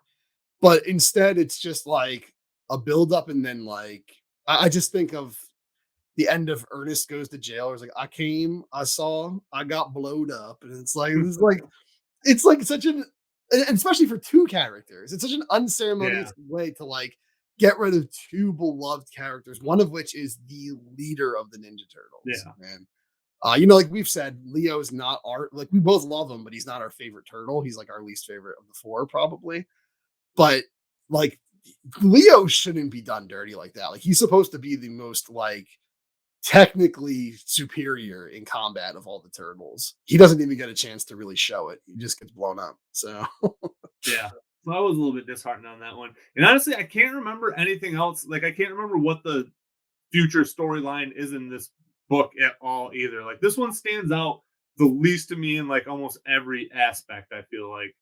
I believe again, like the future storylines bleed together over the issues, even though I just reread them like a day ago or 2 days ago. But I believe this is the one where Mike starts training. Oh no, he does. That's the 4th one, I think, where he starts training Casey Marie. Yeah. This one I think is when he first tells April maybe that like like when were you gonna tell me about like what happened to her? She's like, super strong, super fast. That's not normal. Or no, this is issue 4 also. What the hell does happen in the future? See, that's what I can't. 3 and 4 I have confused, because when does he tell the story about going to the mountains to try to die? Oh, he does that in 3. He does that. Okay, that's 3. Okay, so that must be the other part of 3 then that fills in the rest of that then. Yeah. So yeah. And that what I really like about that flashback stuff is that Eastman does the art for it, which is awesome. Yeah, anytime it's a Mike-centric flashback, it's like in the Eastman design, art style. This is kind of like a heartbreaking part of the story too, where it's like he just goes off into the mountains. He's never even seen the snowy mountains before. Like he said, like even being cold-blooded, he didn't think he would survive out there at all. And he really just goes there to die. He just wants to die. He like doesn't eat for like a week or maybe even longer, he says. He just lays down and waits to die. And he does it, and then it warms up, and he starts like actually living, off the land. He's like, maybe I can have like a humble existence here in the country. But then a bunch of people show up and call him a monster and want to kill him. Ah, poor Mikey, man. Like he's been through so much at that point. I like when that happens, like you just wish, like, oh man, can you guys just go away? Go screw with another monster. Like just leave him alone. Like, come on. And he ends up, I mean, we don't really see it in this comic in excruciating detail, but from what I know, I haven't read the Lost Years yet. In the Lost Years, we see what really happens there, and that's when Mike really gets like his "I don't give a shit anymore" kind of attitude, like his killer instinct just kicks in. Yeah, it's a really. I honestly think that flashback is more interesting than the Leo and Casey flashback actually in this issue.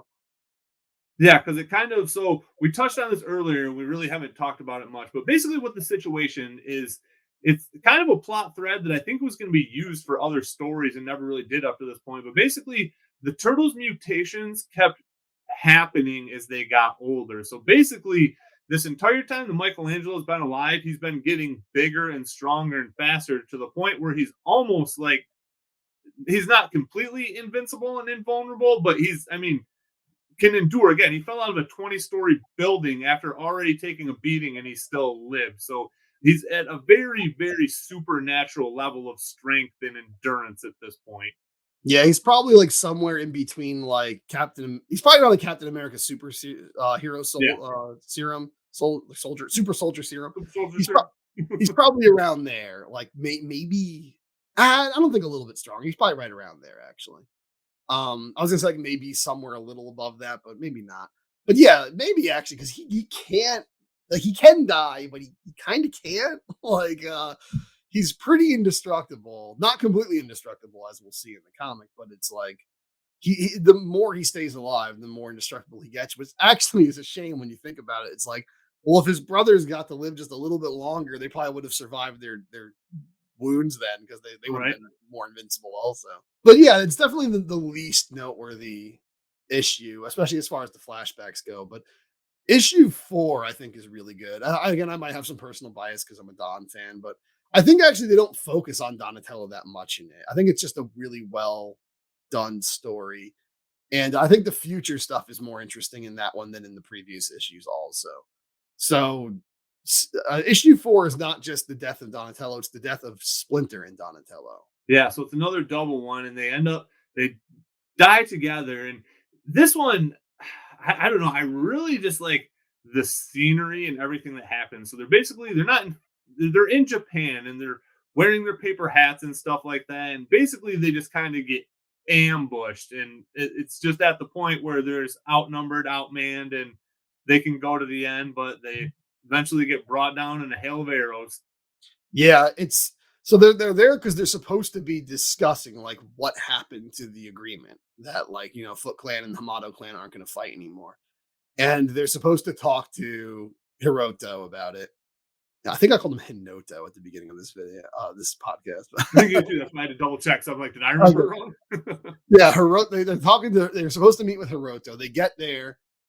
He's not even there. He has like some random guards there, and they're like, "Oh, why'd you bring weapons and all this stuff?" And they're kind of questioning the turtles. And Splinter's like, "Well, where's your guy? Like, he's not even here." And then he does show up, and he shows up with more guys, and they're all covered in weapons and stuff. And they basically find out they came there to die, not to make an agreement. Like the Foot Clan's like, "Oh, you actually came? We were just gonna murder you. Like, we weren't expecting you to actually come. You made it really easy." But then Splinter goes like ape shit, and he just like, this is the second like bloodiest part, I think. Like he's just ripping through soldiers, and there's like parts where you just see like he puts his arm back, and there's just like a whole like thing of blood just like flying off. The one thing that kind of bothers me about this though is that it bothers me a little bit. I kind of feel Splinter gets his own son murdered in this scene because there's a part where the archers come out. They bring out the archers to finish it off because they're like, okay, they're just going to kill all our swordsmen. Let's just bring out some archers. And when the archers come out, Donatello says, like, Master, it would be smarter if we like left and regrouped and like, didn't stay here to get rained on by arrows. And he's just like not listening to Donatello, and he just runs in with rage. And it's kind of weird to be like, I guess it shows how wise Donnie is, that he's like more of a wise, collected master in that moment than even Master Splinter. But it is kind of a shame that, like, okay, then he just starts following Splinter because that's what Splinter wants to do, and then Splinter gets both of them killed. So it's like, had Splinter listened to Don, they'd both actually still be alive. Yeah, it's sad, and they get absolutely just like mowed down by arrows. Yeah, and especially like I kind of always pictured it as the scene from 300 where the sky is just all arrows and they all get there too. Like that's kind of how I pictured that scene. Yeah, that's what it felt like. Yeah, it's sad. I mean, it's sad seeing all of them go, and they don't even know that Leo's dead while they're Leo and Casey. They have no idea because this is happening simultaneously. Like they were leaving for Japan before Leo and Casey got killed. So like Mike just lost like everybody in like that 1 week. So like he lost Raph earlier on. That must have been hard. But then it's like, okay, in this week you're losing 4 loved ones, and he thinks he lost April. So in his mind, because April was also blown up as well, right? But she survived. That's why she has the robot arm and legs. Yeah, she was in the explosion. We didn't mention that in issue 3, and she actually survived. Yeah, she has a fake arm and a fake leg. You see that in issue 2, but they explain it in issue 3. The flashback in issue 4 is devastating. It's like it's cool though. I really like the way it's done. Like you said, the visuals, like the setting, the lighting, and everything. It feels like, even though they were in black and white, it feels like some like Kurosawa, like samurai. Yeah, it has that real like kind of kung fu style vibe to it. I feel like. Yeah, you could definitely see that being like a classic kung fu movie scene or something, but like almost like a Kill Bill kind of vibe too. Yep. But yeah, it's really cool. But then the modern stuff. I know, actually, before we jump to the modern stuff, the future stuff, I do have to say I've heard some people didn't like that ending for Don and Splinter, and some people said that one was rushed. I think that one was actually handled really well. I don't understand the hate for that one personally, but well, and again, like, okay, if we're thinking in realistic terms, this really was a good way to kill all these turtles. You know what I mean? Because clearly, like, they're going to kick your ass no matter what you do. So doing something that they literally cannot dodge, like putting them in a building and blowing it up, that's a smart way to do it. They're going to kill your guys anyway, blow up some of your guys. And like the 1,000 arrow thing, exactly. Like that's just what it came down to. That's what they had to do to kill these turtles. But like, that's realistic to me. You know what I mean? Yeah. Like, if I was actually trying to kill these turtles, that's what I would want to do too. Something that's almost foolproof. Yeah, if you have like some freaking 5.5 foot turtle and like 4.5 foot rat coming at you with fucking ninja weapons, it's like, okay, you're gonna have to blast them away with something a little stronger than a punch. Like, right? Yeah, but the future stuff though, I was in that one. That's where Michelangelo starts training Casey Marie Jones, because she's talking all this crap like, oh, I'm the greatest. I'm already ready. I can go up there and kill the whole Foot Clan. Everything. He's like, you have no idea what the hell you're talking about, basically. And he's real tough with her when he trains her at first, which is kind of fun to see, since Michelangelo was always like the worst at training in all versions of the Turtles. That like he actually picked up on like the harshness of the lessons the most, kind of. But then like it seems like he's just being a jerk to her, but he's really like it's like Pai Mei or something. It's like he actually has her best he has her success in mind, like it's for her best interest, and he does want her to be stronger. But then that's also when he learns that like, whoa, she's like weirdly strong, she's weirdly fast, she recovers from damage weirdly fast and stuff. And he accuses April of injecting her with mutagen at first, and then April's like, I'd never do that, it was that me and Casey, like it was contagious, like being around you guys so long, it ended up inside of us. And this is the plot point that like I feel it doesn't really go anywhere in the Last Ronin, but I'm guessing they're going to look into that in the Lost Years, because it can explain why Casey Marie is so tough, but like in the final battle she doesn't really do anything. Like she shines the most during like the assault on Baxter Stockman, which actually happens at the end of this comic. A lot happens in issue 4. It's like the most jam-packed issue. But yeah, it's a weird plot point to bring up. I bet she is going to be like, she's gonna play like a Casey Jones role in the Lost Years. Like I bet it'll be the 4 turtles and then Casey Marie, and she'll probably have the hockey mask and crap like that to be with them, because I'm assuming it's going to be like a power creep situation where these turtles are going to be stronger, Casey will be stronger, and their enemies will probably be stronger too as well. Probably, yeah, that makes sense. I do have to say, actually, like Donatello, he dies in the snow. It's like a very artistic death. Something I don't know if it was intentional, but kind of like stands out to me is it's kind of almost poetic that like Raphael dies in water and Leo dies in fire. It's almost like their elements and their opposite elements and opposite colors. Like I don't know, like it almost seems like Raph wasn't like calm and gentle enough and like collected enough, and that ended up being his downfall. And Leo wasn't rageful and aggressive enough, and that was his downfall. I don't know if that was intentional or if I'm just looking into it way too hard. I mean, you might be smarter than the actual writers for this. But I think that's kind of like a poetic way of maybe if that was true, then do it. But yeah, so the final part of issue 4 is Mike and the Resistance actually go out after Baxter Stockman, who's on Liberty Island, who controls, that's where all of the city is controlled and everything. That's where the whole like energy source is and everything. So they want to shut down everything, turn off the Sinja and everything. We forgot to mention in an earlier issue that April shows she has the head of Fugitoid still, who was who was also in the explosion with Leonardo and everything. She doesn't want to turn him on because that like in the lair, because that's how Baxter originally found them. It's how they got Leo killed and everything.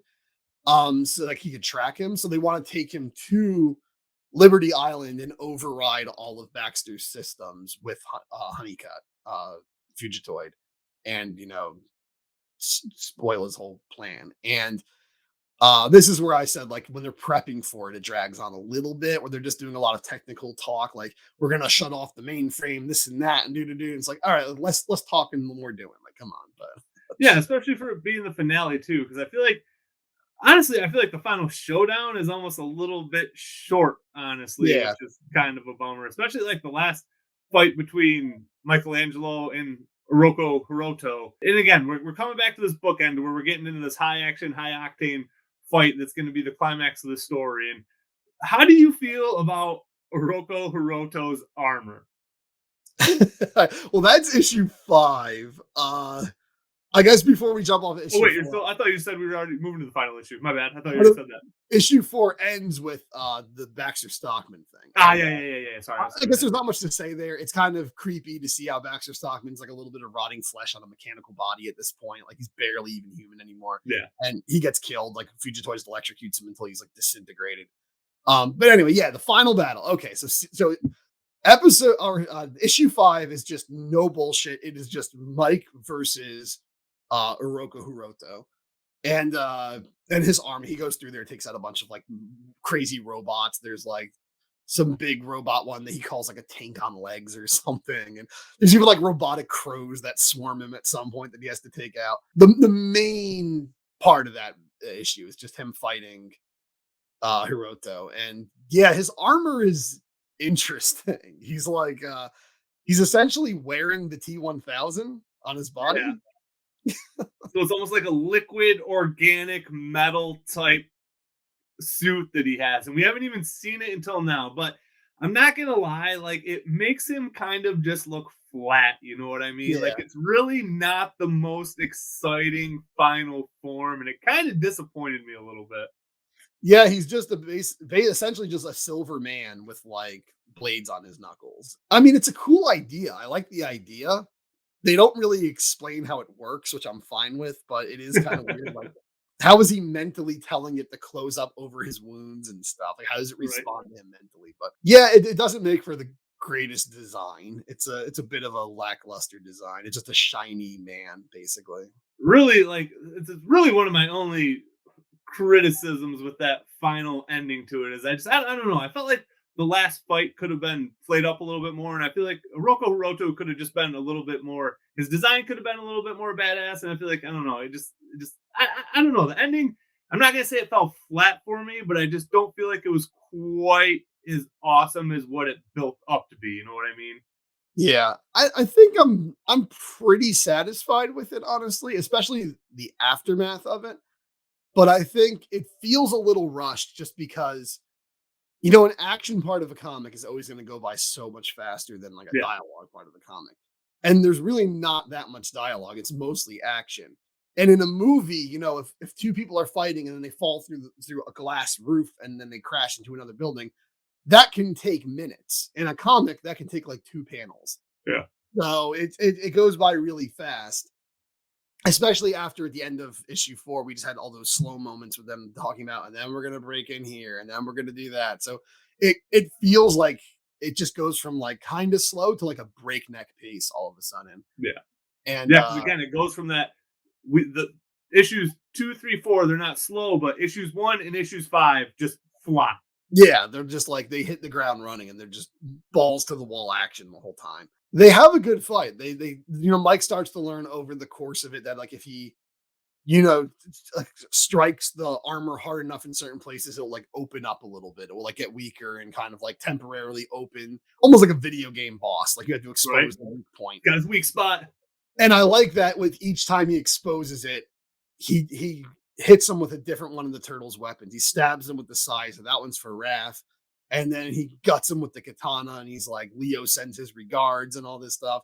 And then he smashes Donnie's bow staff on his face after that, because he beats Hiroto at first, and Hiroto's on his knees, like Dr. Wily speaking of Mega Man earlier. Right. Like, I give up, you beat me, I surrender.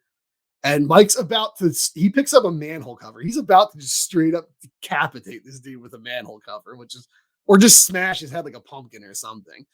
And as Mike's doing it, like Hiroto like breaks his honor and slashes Mike through the gut. That's where Mike's like he's like, yeah, I'm not honorable, but I'm a freaking idiot for falling for that, because that's like the oldest trick in the book. Like how could I fall for that? And that's when he smashes Donnie's bow staff against his face. Basically, what he intended to do, you said in the first issue, he was going there to either destroy the Foot Clan and avenge his family and save the city, or die trying. He actually ends up doing both.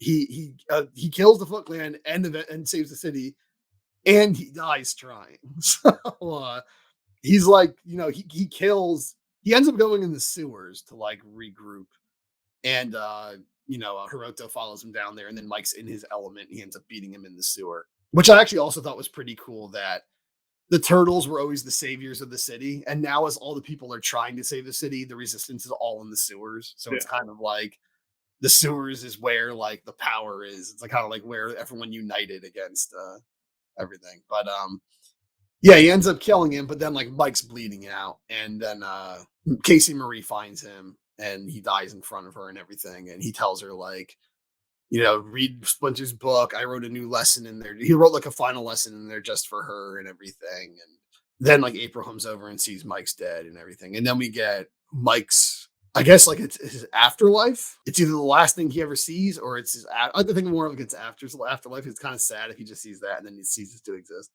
Again, it didn't make me cry, but it's an emotional scene. It's like the turtles, they wake him up, they're goofing around, like, get up, lazy head, you're slacking off again. Like, we're going out to the rooftops to train and everything. And they run out and they're making fun of each other. And then like, it turns out Casey Jones is there, and then Splinter's there, and they're all joking around and talking about getting pizza and everything. And then they just kind of stop and all like together, just happy, smiling, like look out over the city. And it's almost like symbolic of like, in the original Mirage comics, you see them all angry on the nighttime rooftops. Now you see the sun behind them on the rooftops, and they're all happy with each other. And it's like, oh, that's beautiful. I don't know. It's beautiful. Yeah. And again, like for a final arc, like I feel like I'm accepting of that ending. Like it's funny because, you know, when you talk to me as a kid of like, what is Ninja Turtles? Like, oh, it's that goofy ass show I loved about like whatever the hell was happening, aliens coming down, and you know, just King Kong showing up and Robotic Bebop and Rocksteady and all this dumb stuff. But it's like, when you get to the core of Turtles, I guess that was like a goofy spin-off cartoon. You get to the core of the Turtles, it is kind of interesting when you think about it. Like, if there is this endless feud going on between them, there is kind of probably no way the story could ever end truly happily.